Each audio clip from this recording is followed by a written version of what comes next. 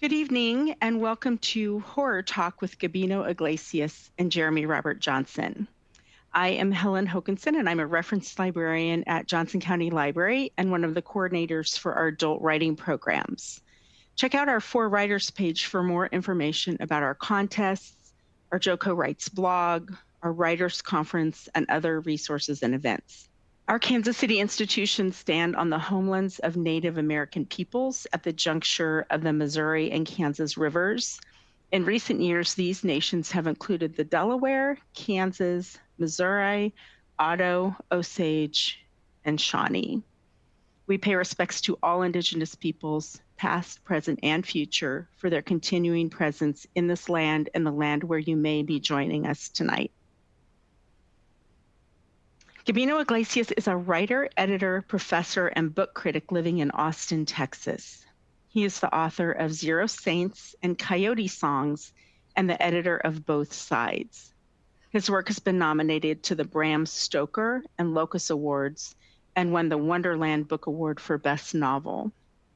His nonfiction has appeared in the New York Times and the Los Angeles Times. His fiction has been published in 5 languages, optioned for film. His reviews appear in places like NPR, Publishers Weekly, the San Francisco Chronicle, Criminal Element, Mystery Tribune, Volume 1 Brooklyn, the Los Angeles Review of Books, and other venues. He's been a juror for the Shirley Jackson Awards twice and has judged the Pink Big Book Contest, the Splatterpunk Awards, the horror category for the British Fantasy Awards, and the Newfound Prose Prize. He teaches creative writing at Southern New Hampshire University's online MFA program and runs a series of low-cost online writing workshops. You can find him on Twitter at Gabino_Iglesias, which is in fact where we found him. Jeremy Robert Johnson is the author of novels The Loop and Skullcrack City, as well as the critically acclaimed collection Entropy and Bloom. In 2008, he worked with the Mars Volta to tell the story behind their Grammy award-winning album, The Bedlam and Goliath. In 2010, he spoke about weirdness and metaphor as a survival tool at the Fractal 10 conference in Medellin, Colombia. And in 2017, his short story, When Susurrus Stirs, was adapted for film and won numerous awards, including the Final Frame Grand Prize and Best Short Film at the H.P. Lovecraft Film Festival. Jeremy is at work on a host of new books. For more information, you can go to jeremyrobertjohnson.com.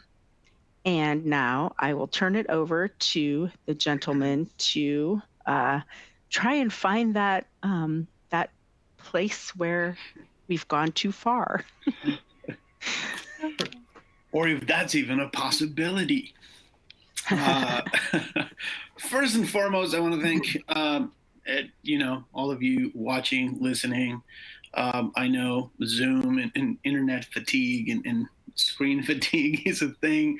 So I really do thank you for being here and for putting up with me and Jeremy for the next hour.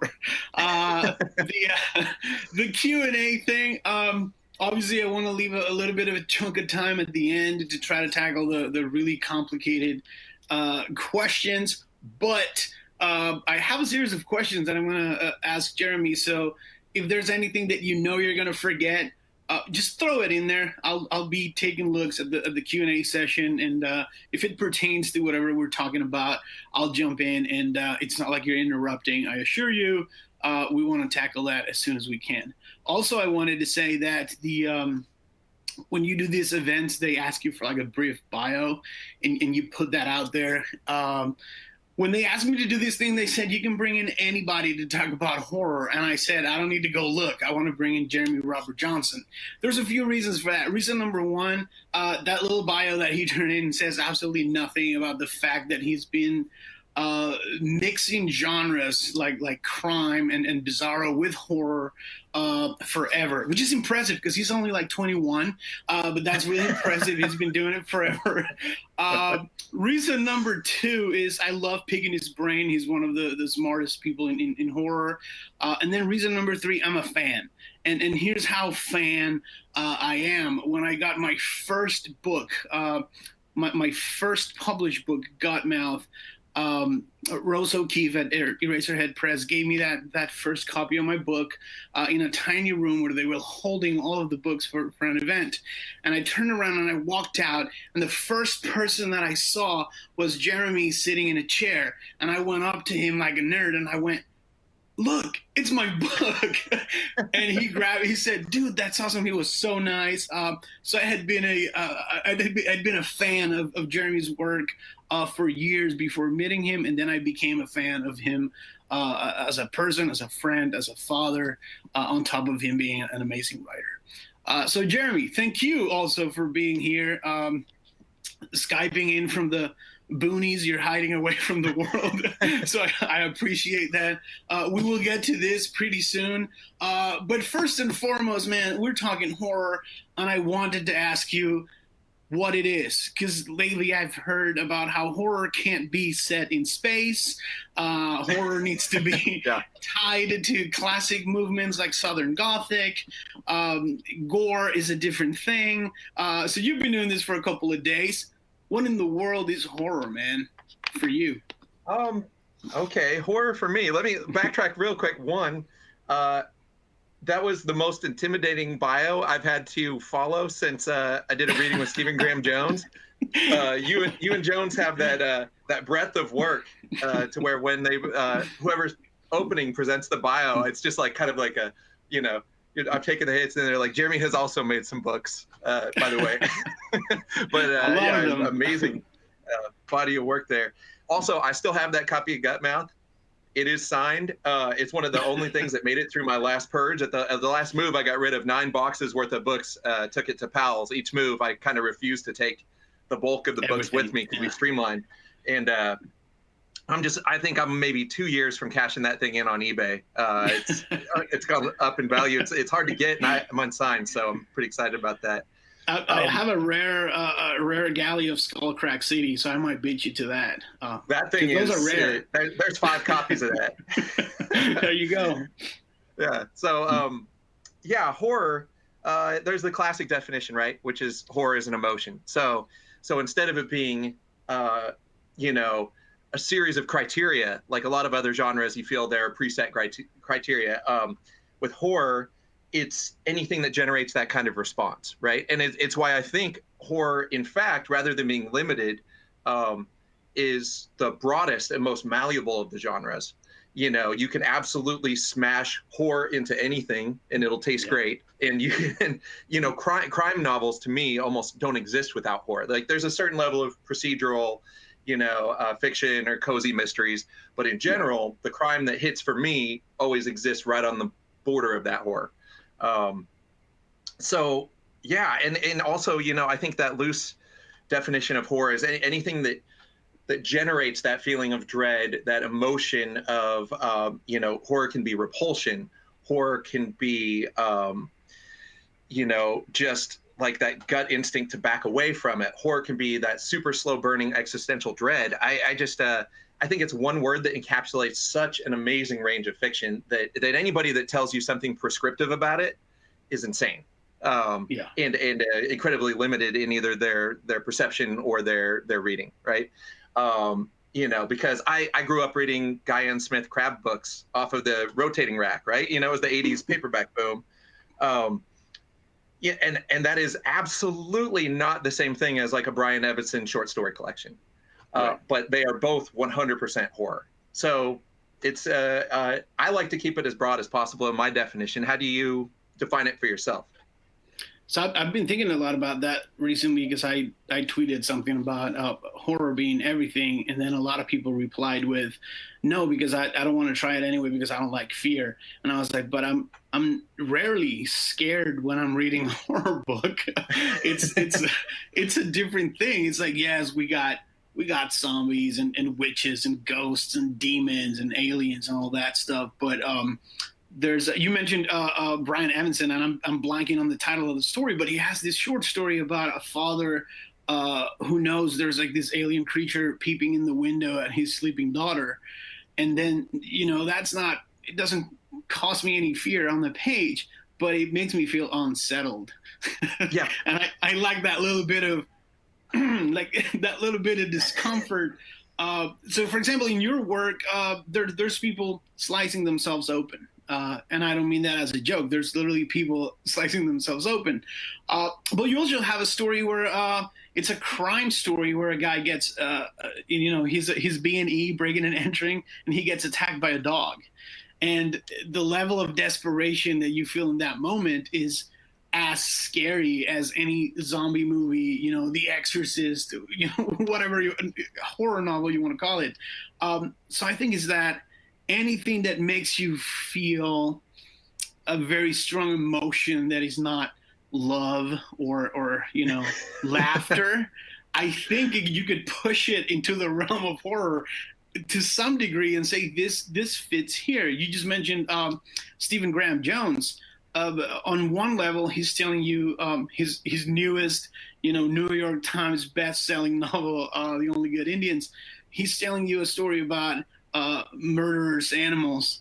And on the other hand, it's about culture. It's about being Native American. It's about living outside the reservation. It's about tackling stereotypes. So it's this really amazing, smart literary fiction novel with some gore. And all of that sort of fits into the same mold. You, when I discovered your work, it was bizarro because it was strange, and I was, this is crime, this is literary fiction, and this is horror. So for me, it's that thing where it's you're feeling something and it's not right, and as soon as you feel that something that's not right, that's horror for me. And I roll with that one. Yeah. I've been trying to explain types of horror to people, because everybody talks about, you'll see people's lists, the top 10 scariest books, right? And for me, it's like there's horror that disturbs. There's there's horror that thrills. There's a lot of stuff where you read through it, like a lot of Robert R. McCammon books. There was never a moment where I was like, but it was just thrilling. It was just so well written and so compelling that I was fascinated by it. So yeah, horror that fascinates. If you start wrapping in like Clive Barker and Poppy Z. Bright, you can talk about people who are bringing eroticism into horror, or even throw Cronenberg into the mix. People who take that eroticism and use that to create the horror. Like should this be something that turns anyone on, right? Like in Dread, or some of the earlier Books of Blood stuff. Clive Barker played with that a lot. What are the limits of sensation? Even the, Hellbound Heart had that kind of vibe. So it's just, you could make lists, you could define, these are the top 5 books that gave me the willies. For example, Stephen King's Bag of Bones. Normally, King, again, falls into that McCammon pocket for me, where I'm not necessarily scared of stuff, but where every once in a while, it'll make me want to kind of curl up and get under the covers, because there's a central spooky kind of ghost image. So yeah, I think those are aspects of it. Gabino, are you still there? I am here. Can you hear me? Okay. Yeah, there you are. And yeah, I think you just have to look at it as horror is anything that creates that emotion. And you mentioned literary earlier too. Some of I always tell people Last Exit to Brooklyn is the scariest horror movie or horror book I ever read, right? And because that was one where I was horrified to reemerge into society after I read it. So, I read the book and then I walked out into the world again, and I was like, oh my gosh, I was so intimately in that world of pain that Selby created, that I was kind of scared about what it meant to be human. So I think that's one of the outer limits of it, is kind of those transgressive horrors too, right?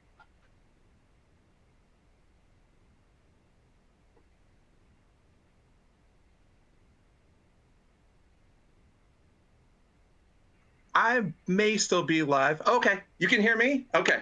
Let's see. We may have some technical issues on Gabino's side. So let's see. What's another big issue in horror? Okay, we could talk about horror that goes too far, or is there a limit to what horror can express? Can you hear me now? So, yeah, there you are. Sweet. All right, That's came back horror. around. That's horror. When everything falls apart and you're left alone in the dark, in the silence. Yeah, that's horror. Well, that's true. One of the pandemic things is not knowing if technology is going to continue to connect you. Right. Has always been interesting. That threshold of like, how do we survive now, and what happens if they take out the internet? You know. Right. We're going to be so alone. But I'm sorry, I interrupted you. You were talking about going too far and pushing the envelope, and I cut you off. Right. No. I'm just glad you're back. So that's something. I think for me, the outer limits of that, when I think about Joyce Carol Oates' Zombie, which is a book that just repulsed me purely, and a kind of similar work, like Samuel Delaney's Hog, which I don't know if you've had the displeasure of reading through that one. People know Delaney's Dahlgren, but Hog is notorious for other reasons. And both of those books are just kind of, slow, crazy books about human degradation, and they're relentless, and they never open up or take a breath. Or Selby's the Demon, or portions of Poppy Zebright's Exquisite Corpse, which is doubly horrifying because the prose is beautiful, and because she eroticizes terrible acts of violation. Yeah. And so that contrast is so intense. I think when people say horror has gone too far, in the past it has been tied to taboos, right? So it's related to child bereavement or the death of a child. It's related to sexual connotations or sexual violence. And so I think that's when people are pressing on taboos and it's disturbing. I think that's when people are most likely to say that's the limits. But I think I would never tell anybody they couldn't write those works. As revolting as I found, say, the experience of reading Hog as a notorious book, I personally wouldn't go towards those thresholds. I wrote a book about child death and child bereavement called In the River, and it took me a year to write that novella just because of how intensely emotional the experience was for me as an individual. And so I can see how challenging it is to write works that push taboos. And so I advocate for it, but I couldn't necessarily go to some of those outer limits as an individual. I don't think I could. Yeah. It's the thing about In the River is the pain, man. the pain is so real and so visceral that I think you halfway through you forget death. You're focusing on pain and revenge and that quest. I'm not going to give away the whole book, but it's that thing where you're. One of my big things is there's no real horror in the absence of empathy. If you don't feel empathy, then horror doesn't work. Like, haha, look what's happening to that person. And when you read In the River, it's kind of like you internalize the emotions of your main character and you feel the exact same way. A very pop culture something that reminds me of that is the success of the John Wick movies. It's so entertaining. It's visually stunning. It's action packed. And at the end of the day, you go like, is this dude really killing 500 dudes with, gunshots to the face? And then you go, oh, but the puppy. So yes, keep going, John, kill them all. Because there's that level of empathy. And it's also very interesting for me to hear you say that you won't go to these places, because as a book reviewer, I would say you've gone to those places. You've pushed that envelope of fear, gore, mutilation, darkness, pain, vengeance, just soul-shattering events. I think you've made it a point of kind of going there in very smart ways, which kind of brings us to the loop, because I haven't had a chance to interview you about the loop, but this was a different sort of horror. First of all, you had to, and I know we're talking horror, I think we should address genre at some point. This is an adult book, and it features slightly younger characters. So, folks, some people approached it as a YA book, no. and it is not. But then also part of that bodily horror thing that you bring into the game in this case was you talking about technology, you talking about the future, you talking about certain things that I haven't seen a lot of people talking about. Hey, the loop is about this. So I wanted to talk to you about the horror in the loop. And if you want to start with all the, the folks that came to this as a YA novel. And then, that, you know what, and that was Simon & Schuster's marketing tack, which, they got the book out there for sure, but they leaned pretty, I think in the first 3 quotes about it, the word Stranger Things appeared. And it's far closer to something like Stephen King's Carrie or Harmon and Korine's Gummo, as far as how the teenagers behave in this story. They're much more realistic. They're all versions of the kids I grew up with in Bend, Oregon. So it's a lot more rough and tumble. And so, yeah, there are teen characters in it, but it is, it doesn't necessarily meet the conventions of YA, and it certainly doesn't meet the requirements and limitations of YA. So some people came to it and they were like, wow, this is the most inappropriate YA book I've ever read. And I was like, that's because it's not. It's a horror novel with teenagers in it. There's some market presumptions.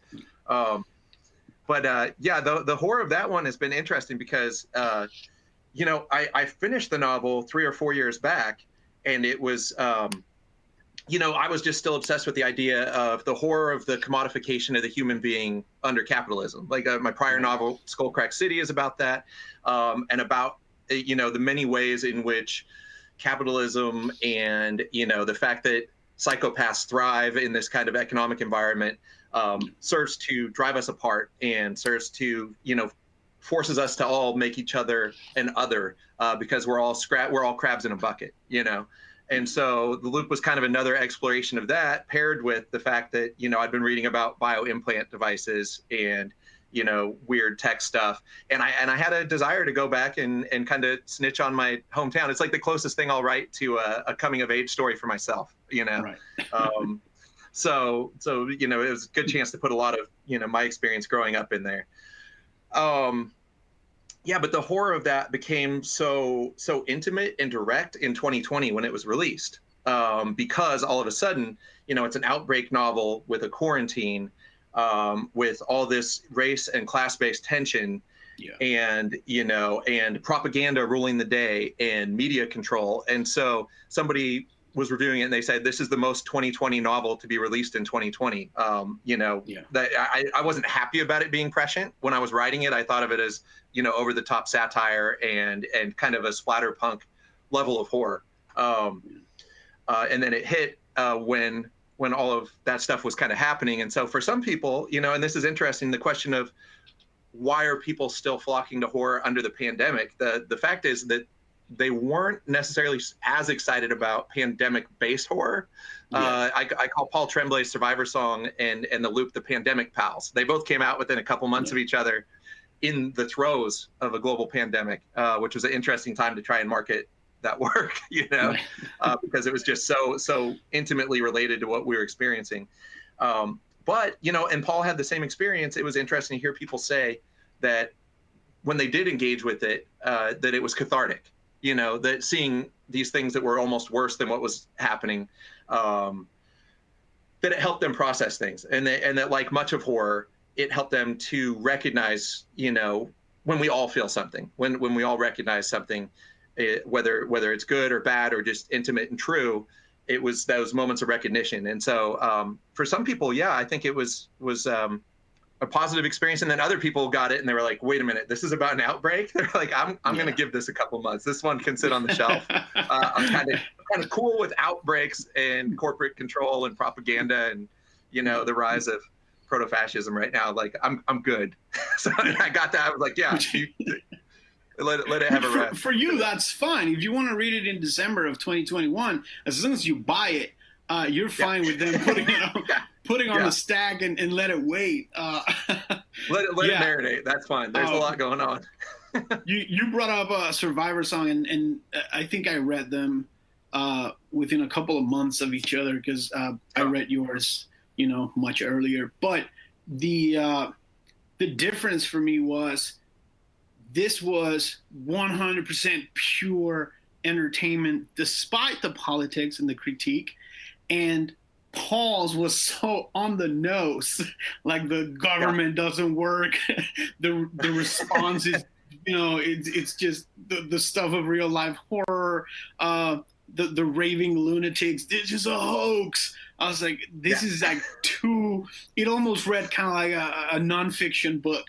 And I think that was one of those big differences between The Loop and Survivor Song. And Cassandra had a question about this too, which is I think it brings us back to what you were saying about horror and what I'm beginning to call now the new golden age. Like horror never goes away. But suddenly you had Survivor Song, you had Bird Box just absolutely explode on a global level. You had The Loop, you had The Only Good Indians, you had Silvia Moreno Garcia's Mexican Gothic, and then suddenly it's like, wait, now it's not us, the weird kids that are always here. It seems like everybody else is paying attention, and that kind of coincided with the pandemic. I know that folks were stuck at home and looking for entertainment, which might have been, a small percentage of that. But I think some weird doors that I haven't been able to identify opened up, and then folks said, wow, this is really diverse. This is really enjoyable. This is really smart in some cases. Meanwhile, we're still the weird kids. We're still reading Wrath James White and Edward Lee, and we still have the talk about pushing boundaries. Like we have that, but then now we also have this smart, 100% pure, uncompromising horror. That's like Mexican Gothic and The Only Good Indians, that we're seeing it at the top of the New York Times bestseller list. Why do you think the new golden age rolled around as we were all living real life horror and people are standing in line for food and power grid in Texas is failing and people are dying in hospitals? Why do you think that happened? My theory extends out. It's actually when I presented in Medellin about weirdness, one of the central tenets of that was that horror and weirdness actually has a boom in popularity during often during Republican presidencies, like the Reagan era. You think about the golden age. When did splatterpunk blow up? When could David Cronenberg get 50 million to shoot on film? So that there's these insurgencies of weirdness because people are when there's so many awful things happening, there's a sense of, okay, I can't look directly at all of this awfulness all at one time because we get narcotized to it and we shut down psychologically. It's almost like a damning thing when there's so many bad things happening at once. And now Twitter's like mainlining it into our veins nonstop and exaggerating it, and it's just the intensity of it now. And metaphor becomes a way to deal with and process different forms of trauma and stress. And so I think we see concurrent weird fiction and horror booms when there are periods of strong unrest, because in that uncertainty you have this little pocket of controllable uncertainty that is trying to understand you, that is experiencing it with you, that you can close at any moment. You can't shut down that outside world while all this is happening, but you can close that book. You can make it to the end of that movie. Sometimes the good guys win, sometimes they don't, but I think part of it is that search for catharsis and that desire to seek empathy and to seek a way to process things without staring directly at them, and so they like that survey they did with people were shown a photograph of basically meth mouth, of teeth falling out, and warned, if you don't brush your teeth, this is what will happen. And that focus group actually did a worse job on brushing their teeth after that, because they were like, what's the point? My mouth is going to decay while I'm alive, right? Right. And people who were shown mid-level photographs did a fine job after that, did a better job brushing their teeth. Because the experience wasn't as overwhelming as this tangible kind of in-your-face reality that they were shown, that the other group was shown. Right. And so, there's a theory that potentially horror allows us to not be narcotized by real life horror. And I think that's part of why we saw the boom under the pandemic. Even before it hit, like Grady Hendrix too, he hit the New York Times for the first time, like 2 weeks before the pandemic hit. And then Sylvia broke through, and then Jones just had his continued ascent. Right. And I think what I like what you're saying about that is the work that has been breaking through this year has been peer to those authors. Like it's been much more of an infiltration. It's been like the market returning to horror and the readership returning. And I think when you see that Barnes and Noble reinvigorated, they brought it back from death. You don't have to see all the horror books integrated next to sci-fi. Right. Like my last horror book, Entropy and Bloom, was filed next to all the N.K. Jemisin novels in sci-fi, which awesome, but not the same market. Yeah. Then, this summer, Jones's book and myself, just because of the magic of alphabetization, got to hang out all summer long at Barnes and Noble, which was just the greatest thing ever. Coming up with that guy in the bathroom. Yeah. right there. And and then we landed right between Joe Hill and Stephen King. We got that little pocket faced out, and it was just glorious to see. So it's been awesome to see the resurgence of horror, even if the kernel of why people are seeking horror is so awful. It's been interesting to see it despite it all. So what you're saying now, it's that I need to stick with my name, because IJ. And there's a chance for me still, like just for alphabetical order. I'm gonna rely on that. They're gonna have to put you in mystery and horror, though. You're always doing that blend, so it's gonna be up to librarians to make that call. The local half price bookstore used to have me next to Greg Iles, so there it is. I'll take that. Whatever. You kind of touched a little bit on this. We have a question here from Jeff, who he enjoyed the broad definition, and he said that some nonfiction about the U.S. economy could be considered horror. There's I think it's here somewhere. I'm talking about Horror 101 on Saturday, and in there I'll give you a free preview. There's a story that I read. I read a couple of pages of this man who's stolen from his house, thrown in jail. They break into the jail. They pull him out. They beat him. They hang him from a tree. They shoot him. They tie the corpse to the back of a car, and they set the remains on fire. That's nonfiction. That happened in the U.S. of A. because that's what happened in several lynchings. So the whole thing of horror being horrible and scary and gory, that's real life to a certain extent. We say whatever we want here. We talk about politics. There are countries in the world where we couldn't say some of the things that we say, or I couldn't call Trump President Pendejo in one of my books in another country with another president, because I would go to jail or disappear. Just one day on my way to the grocery store, I just vanish. And so then Jeff asks, how do monsters and demons, those within and without, inform the horror genre? And I think the Loop had this external higher power monsters.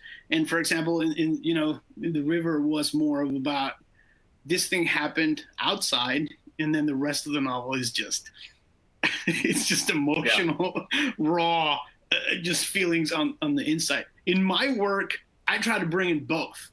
I have an idea of things that I want to talk about, which in many cases are about culture, identity, politics, racism. And I know that I'm not going to be very successful or be able to pay my bills if I write nonfiction about it. So I throw in slithering monsters and ghosts and demons, and then I distract you with that, and then you're reading something that's really something else, which you kind of do a little bit as well in the loop. In your own work, how do you bring in the monsters and the creatures and the ghosts and the aliens and all that stuff? Yeah, I guess. Well, first to touch too. I mean, absolutely. Like reading about the rise of the Sackler family and what they did with oxys in America. Like I can't remember the name of the exact book, but reading that book last year and then reading a book about the history of CIA interference in South America. I was like, okay, this is abject horror. This is like reading about Operation Just Cause in Panama, things like that. That's the kind of horror where it is almost too much. It's like you have to step back, and I would almost be grateful to experience that through a metaphor, or people talk about like they recently say The Babadook or Relic, there's kind of these art house films that deal with their horrors, deal with the horrors of dementia and grief and the horrors of parenting and all that through, more traditional ghost-like figures. They deal with these things as hauntings, right? And so I think that metaphor can be essential and make it just the right delivery tool for getting through the feelings and the truth that you're trying to touch. I think you can get closer to the truth sometimes with the weird metaphors. When my house got burglarized when I was away at a convention a couple years ago, I got home and I was like, well, this is god awful, but now I can't process all these feelings or the experience, and I'm definitely gonna need to write something. And that experience turned into a cosmic horror novella called The Sleep of Judges, because I needed some way to have it be less intimate, like you were talking about, to not have it to be my direct experience, but to be able to process it through metaphor. And so I think you see that a ton in horror fiction, where the demons and all those things are metaphors, but then if it's done right, they're also really scary entities in their own right. That's when it's the most skillful, when it's like you can look at the metaphor and it's scary as a monster. Those are the pieces that hit home the hardest for me, where I'm just like, it just works on every level, right? And so I think that's one of the beauties, again, of the malleability of the horror genre is how many things can settle in and make truths hit deeper and really get that reflex, I think we're just it's the perfect dancing partner. And you started out saying you can smash it into anything. It's like this. It's like salt, right? Unless you're cooking a very specific thing, you can always add a pinch of salt. It's like this perfect little thing that goes well with absolutely everything. We have a question here from Jay that I've also tackled in the past about limits. I agree with Jay. There should be no limits. And I think currently, and I just mentioned Edward Lee a couple of minutes ago, there are no limits. It doesn't really matter. If big publishing is having its new horror moment, the indie scene, it never went away. There are more. You've been doing this for longer than me. I've been in this thing for like 12 years now, and there are more indie presses putting out stuff now that there's ever been. There are Jewish horror presses, LGBTQ horror presses. So there are no limits. No one's telling anybody what not to write about.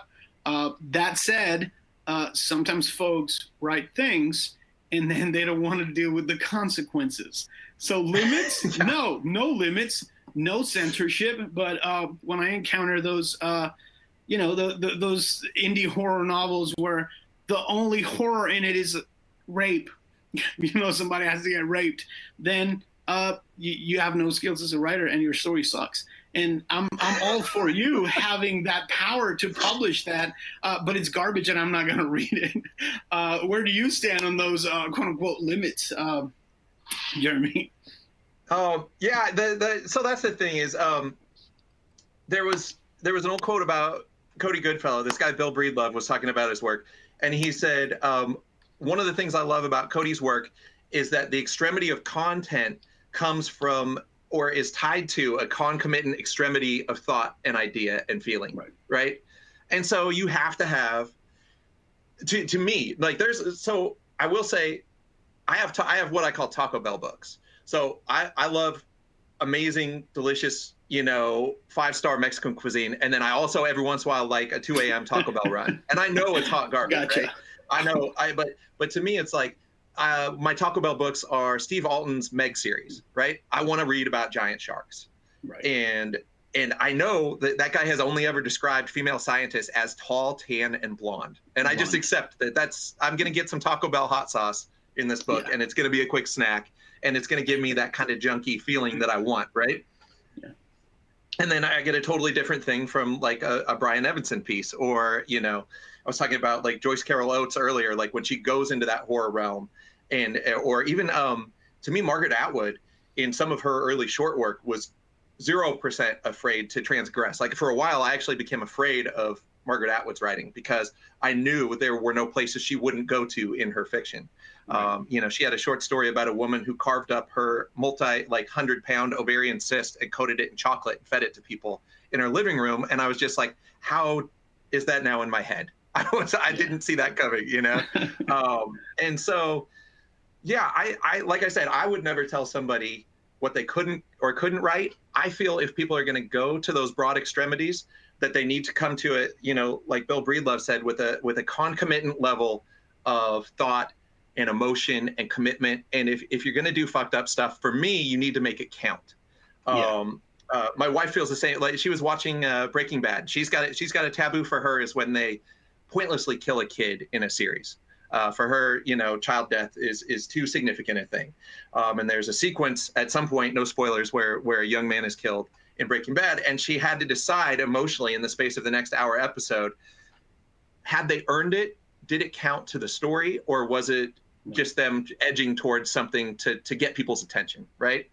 And so that's kind of my boundary. Does it count? Is it true?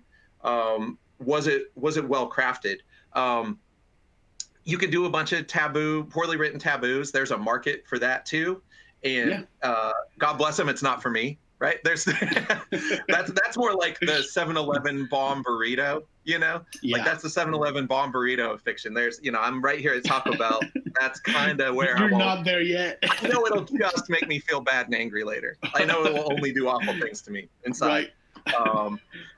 And so, and like I said, the other reason I wouldn't do some taboos, like Hog is a long novel about the sexual degradation of a young man, and then it's over. To me, that's not a place I can go because that's not a place emotionally I want to exist for the amount of time it would take me to write it. And I feel like it's already that those voices have already written those stories better than I could write them. So, so to me, it's not something I need to touch. But there are no boundaries, but there are consequences, like you noted. Yeah.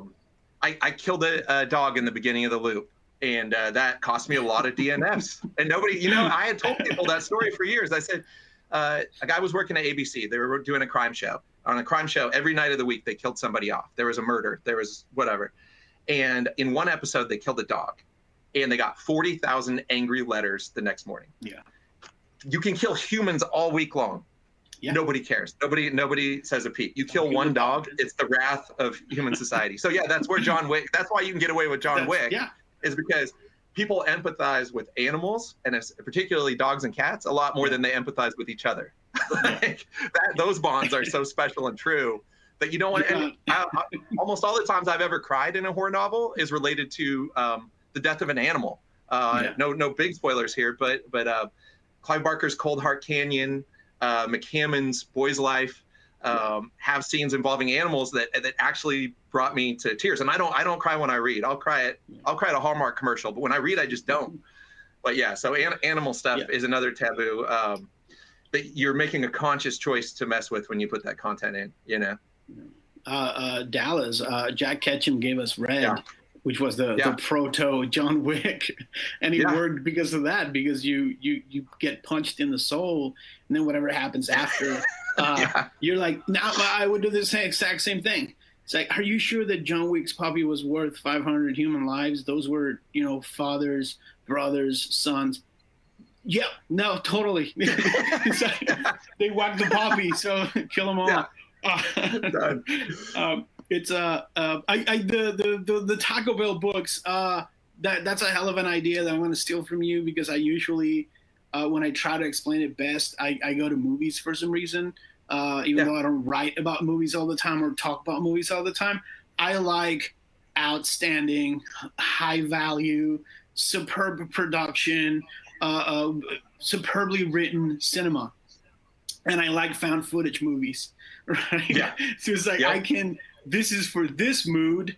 So I'll go read Brian Evanson, right? That's that mood. And then I'm waiting in my car for something. I'll grab an Edward Lee, because I want to read about horrific parasites and the big head, because why not? It's entertaining, right? Right. Or Header, like I'll read about that because it's the breadth and scope of horror, and everything goes. How do you approach that? Because I know you have your ideas, like in Skullcrack City. This is some of the stuff that I want to say. This is how I'm going to go about saying it, and this is where it's going to get dirty and ugly and violent and foul-mouthed. And how do you navigate your high concept, important literary ideas, and then the chaos and mayhem that has been in your work forever? It's never not been there. How do you mix those two in your head?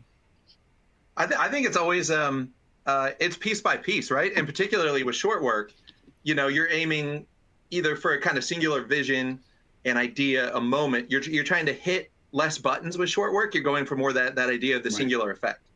And so when I have short fiction, it's kind of easy to pin that down and say, okay, this one can be purely about revulsion or intimacy, or I'm going for actual sadness here, and the content itself will kind of dictate tone. When it's a novel, it's a lot broader. Skullcrack City is it's chaos. It's all over the map. Because if I'm going to be sitting there for a year writing a book, I got to keep myself entertained. And so, at some point during Skullcrack City, the section I probably caught the most heat from like collegiate readers and people doing more of a deep dive analysis is there's a section that's in second person from the point of view of a Japanese war criminal. And it was originally an 18,000 word novella of a section. And my editor read it, and he was like, that is way too much time to spend inside the mind of a war criminal, and just dealing purely with atrocity. And obviously my point was, well, the more intimate this is, the less it trivializes the idea of, I'm not adding this. There's a lot of pulp in this book, but me talking about the way war dehumanizes people is absolutely not that, right? And so even in a novel, there's those moments where you're saying, okay, here's the fast-paced pulp and the cheap thrills and the buzz, and then here's where all of a sudden I'm swinging for the fences for a feeling. I'm hoping that everything I've built up before then lands with feeling, and that the emotions count. There's a section in the loop about halfway through where people have written messages to me, and they're like, why am I crying during your stupid book? And I was like, oh, I snuck that in. There's just this one death right in the middle. And so I think it's also great when people tonally, Stephen Graham Jones is a wonderful example of someone who plays with tone. Even The Only Good Indians is all over the map. There's a lot more humor in there, I think, than he gets credit for. There's some long literary passages, and then there's a couple sections that are straight up scenes from Final Destination, where it becomes these Rube Goldberg machinations of death. And it goes so far over the top. And so being able to pull that off, I think, just comes from practice and the willingness to swing for that. I think there's a lot of writers that jump genres and mess with genre that also alienate people with that too. There's certainly that aspect. I see that in reviews for a lot of my favorite writers' works. It's kind of, Lansdale is a wonderful example of that. He's going to write the hell out of that piece, but you don't know how he's going to come at it. You don't know his angle of approach, right? But I always just hope that there's enough of a voice there that people start to say, okay, I can trust you to go in on this, not knowing what it's going to be. Because that's something I like in filmmakers too. Think about the range of the Coen brothers. Miller's Crossing is crime, and No Country for Old Men is crime, but those aren't the same movies, you know. And then there's a Hudsucker Proxy jammed in the middle somewhere there, and a Raising Arizona. So, you know, I look a lot to filmmakers I admire too to say, what can we play with today, you know? Yeah. But then always make it dark. Because it's funny. It always goes dark. I try to write light, always. And man, yeah, it always goes dark whether I want it to or not, right? That's the one thing I pick up. I've read everything you've ever published. I pick up a Jeremy Robert Johnson book, and I know that I might chuckle maybe once, maybe twice, but it's going to get dark. It's going to get dark quickly. And it's fun that you brought up Lansdale, because I just got his upcoming Mulholland. Moon Lake, you know, the quintessential noirish, you know, thing that he does. But at the beginning of the year, I started the year revisiting the Drive-In. And the Popcorn King. So talk about Taco Bell versus, like, here's my big four hardcover, and then the Drive-In, and it's the same dude, and he goes at it full tilt, regardless of what he's doing. Zombies, serious literature, you know, like lyrical, talking about race, fighting, talking about LGBTQ in West Texas 50 years ago. Or the Popcorn King, you know, he's going at it 100 miles an hour. And I think that the beauty of that is, here's the story that you want to tell, which is something that you do as well. I'm going to do everything in my power to make it entertaining for you. But I have to entertain myself. I'm not going to spend 18 months of my life on this thing if I'm not having fun. And that's when you start looking at, you know, someone like you that has several books. At one point you had the samplers of you doing different genres. And then you realize, like, this is the same voice, but coming at you, it's like, you know, very good boxers train differently for different fighters. And I think great writers do that with every book. It's like, it's me, and you'll hear me, like the tone of your favorite guitar player, you'll hear it, but you don't know if I'm going to do blues, jazz, R&B. You don't know what this madness is going to be. And there's a beauty in that I think a lot of horror writers do that. Josh Malerman has not written the same book twice, ever. No, yeah. It's just like, he's trying to think different things out, kind of like he's because he's a musician too. I think people who also just have that much creative energy and who work in music, they're more willing to riff, to try out different modes, you know? Right. No, I was going to say, with Lansdale, it was Skip Inspector's The Light at the End, almost back-to-back with the Book of the Dead collection that they had edited, that had his On the Far Side of the Cadillac Desert with Dead Folks, which, if you want to think about, you know, proto-bizarro, like the first time I realized you could slap every single genre into one story and have it be just the most wild. Like, I genuinely remember putting down that story in specific and thinking, oh, you can do anything. You can do anything you want in a story. There are no limits. That was like the open door for me to realize there were no limits, you know. And in the same collection, By Bizarre Hands, that appeared in, he did Tight Little Stitches in a Dead Man's Back, which was like, okay, now you can also horrify and plumb taboos and tell this bizarre art story in a lighthouse in a post-apocalyptic future. Like, the allowances that you get from reading an author like that are phenomenal. And then also just seeing, how many different kinds of horror there can be. When you see writers who experiment successfully like that, or even sometimes, you know, we've name-checked him about 15 times, but Brian Evanson, I like his works, even for me, that fail emotionally to reach me. I admire even those works because he'll try anything once. You know, when you read a collection, there'll be one story that will make me so unsettled. You know, I pick my kid up from kindergarten and I turn him around to make sure he's not made out of cardboard. I'm like, full reality meltdowns from Evanson's Clap the Horses. Like, just, you know, so unsettled. Yeah. You know, and then something else where I'm just like, yeah, that was a guy wandering around a town and then he turns into a lizard. And I didn't like it, but I loved that it existed, you know? And so I think just that just shows off the capabilities of horror, you know, coming full circle to that. There's nothing you can't do with horror, and there's nothing that can't be horror, and that's why it's I think the best playground for fiction, you know. Yeah. And if we're gonna talk briefly about Bizarro and horror, someone like Carlton Melick. That's what he does. I had this wild idea. I'm running with it 4 times a year, 4 wild ideas. Here's a novella every 4 or 5 months. Here's a novella. And I have absolute favorites that I keep recommending. And I have others that I read once and I was like, that's a Carlton Melick book. And I'm so happy that it exists. Undeniably, right? Yeah. It's, you and I are different. We're much slower. But I hope that's also, that it comes through. Like, maybe you don't go alone for the entire ride. In my case, right now, Facebook has been showing me. So around this time of year, back in 2016, it was all 1-star reviews for Zero Saints because everybody hated the Spanish. And then I've been saving them on my phone. Every time Facebook shows me one, I save it because it's like, this is the stuff that made me double down and triple down and go like, oh, you hated that? It was too violent for you and too political and had too much Spanish? Watch what I'm going to do next. And it's been like that ever since. Right. They help define you through opposition, right? Right, exactly. Like, oh, okay. Yeah. If there's any upcoming writers listening to this, hold a grudge, be petty, and use that hate for good. I wanted to say briefly, we have about 3 or 4 minutes before wonderful Helen comes in here and shuts us down. So if you have any other questions for me, for Jeremy, about our books, about horror in general, go ahead, type them in, and we'll try to tackle them in a couple of minutes that we have left.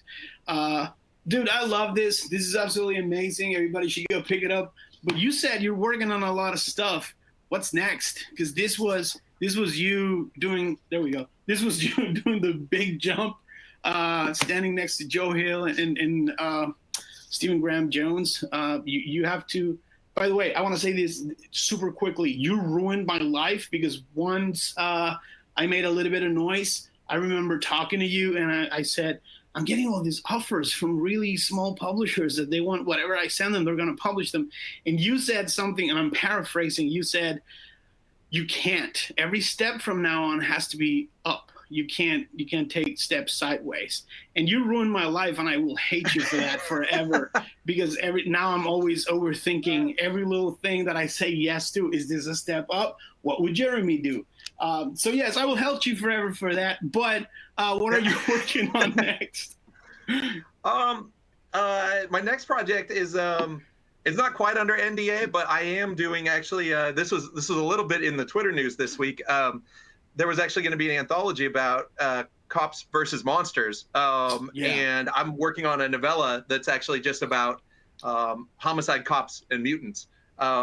And so it's a thing I've got going. I'm from Portland. It's not necessarily going to be, the kindest portrayal of homicide detectives of all time. I think, there's a lot of talk about how they're over-valorized in television and how that's been part of a propaganda setup, and it's going to be more about, kind of the Portland experience and trying to, tell stories about humans and things happening, but the metaphor is going to be monsters. It's the appearance of kind of new forms. So it's a project I can't say too much about, but I've got that in the works, and then finally reissuing Skullcrack City, In the River, and all my weird fiction that was too weird for Entropy and Bloom is coming back out in a collection called All the Wrong Ideas. And Matthew Rivera is actually designing all of those right now. So that stuff will be out for the summer, which is going to be nice to have back on the market because my email inbox is primarily just people saying, I don't want to pay $900 for Skullcrack City. Yeah. Can you send me a copy? And I'm like, I don't own a copy. Yeah. I own one. I'll let mine go for $700. Get at me. Yeah. I auctioned my last 2 off last summer to pay protester bail. So there you go. I'm out of Skullcracks. So. And Matthew is the absolute best in it. Are there lines that should not be crossed? Cross them all. Cross them all. I usually tell my students whenever I find an element that doesn't seem like it fits in what they're trying to do, ask yourself 3 questions. How does this work for me? Is this making me happy? What am I trying to do with this? What is this weird idea, weird element doing for my story? And then if you have beautiful answers for those two, feel free to skip the third. But there's writing. Writing is awesome. Writing is a miracle. Writing, and my best friends are writers. Writing saved my life. Writing is not publishing. Publishing is completely different. It's a business. So if you want to go a step forward, a step further, ask yourself, what is this weird thing going to do for my readers? And then if you have wonderful answers for those 3 questions, there are no lines. There are no rules. Anybody telling you that there are rules to writing, there are certain things that people write on the wall. Like, if you want to play in our sandbox, if you want to write romance, you can't kill somebody at the end. We need happy endings. But there are no rules. Jeremy, are there any lines? Yeah, don't write more stories about vampires in New Orleans. Like, that's been my long-standing. Like, that's my one line I won't cross. Like, yeah. So, Gotcha. Yeah, always write whatever you feel and try to pull it off. And I think I'm going to echo what you were saying about the marketplace. There's what you write, and then if you can create a marketplace for yourself by doing that consistently over a long time, then the marketplace kind of bends to your interests, and your weird stuff becomes part of the market. But if you go far enough out, sometimes you can look at a piece and say, this definitely belongs in the small press, because people would have to be crazy to put this out in the mass market, right? And I think you see, a writer as established as Lansdale, he can make a choice what he does with different projects. So Moon Lake is going to land in a different spot than another Bubba Hotep novella, right? He knows that can be on a Subterranean Limited because that's its niche and its spot. And so being canny about understanding where work lands is very different than limiting yourself on what you want to create. You can't hold a grudge against the market, because it's incredibly fickle and borderline arbitrary at times. So write what you want. As far as anything, is there anything you want to try to write that you haven't written yet? I have a few things that I've experienced, and usually if I sit down, I don't think writing is about being great. It's about constantly trying to improve. And I don't think I'm there yet. So I have a few stories that I'm like, I would really like to write this. I don't have the chops to pull it off just yet. In the meantime, I just practice and read. And there's Helen with the hose, ready to shut it down. I feel like such a buzzkill every time I have to do this. So thank you both for joining us. Fantastic talk. Thank you to our audience for spending your evening with us. Gabino will be back tomorrow evening talking about otherness in fiction and how to get that right. And then Saturday morning, 9 to 11, he'll be back leading a writing workshop. It's on Zoom, so you can wear your pajamas and just roll right out of bed and join us. Don't be shy. And that's right.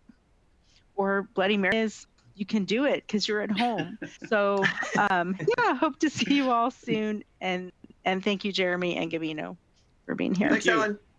Thanks, everybody who came out. And thank you all for coming. Cheers.